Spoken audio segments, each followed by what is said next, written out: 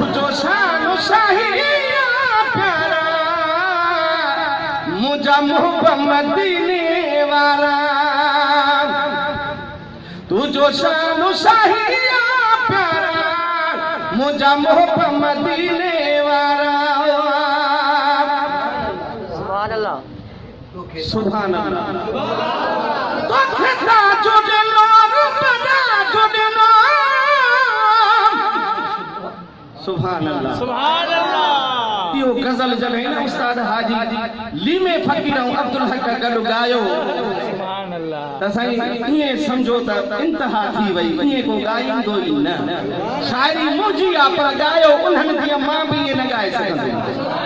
तो खेता जुड़े लो बड़ा जुड़े लो तो खेता जुड़े लो बड़ा जुड़े लो महबूब ने खलजा सहारा तुझो शान शाही प्यारा मुझा मोहब्बत मदीने वारा बदुहा वल्लैली ज़ा सजा मा बद्दाक रब्बुक वमा कला वही में न देर थी त काफ़रनि ॻाल्हियूं कयूं त हाणे अलाह अलाए कावड़ो अथसि अलाए छा जो वही नथी अचे महबूब गमगी न थिया अलाह चयो त महबूब तुंहिंजे ज़ुल्फ़नि जो कसम आहे तुंहिंजे नूरानी चेहरे जो कसम आहे त मां अलाह तोखां रुठो न आहियां बदल आखिरत खैरुल लक मिनल ऊला या रसूल अल्लाह तुझी आखिरत तुझी अव्वल जिंदगी खां हर घड़ी पोई भली भली हूंदी क़यामत अची वेंदी तुझो शान न खुटंदो ॾींहों ॾींहुं मुंहिंजो फ़ाइदो आहे मुंहिंजा महबूब तुझा आशिक तुझा दीवाना दुनिया जे अंदरि वधंदा ई वधंदा रहंदा सुभान अल्लाह मुनाफ़िक़ तुझो शान नथो ॼाणे त परवाह न कर काफ़िर ईमान नथा आणनि त परवाह न कर मुझारो न थी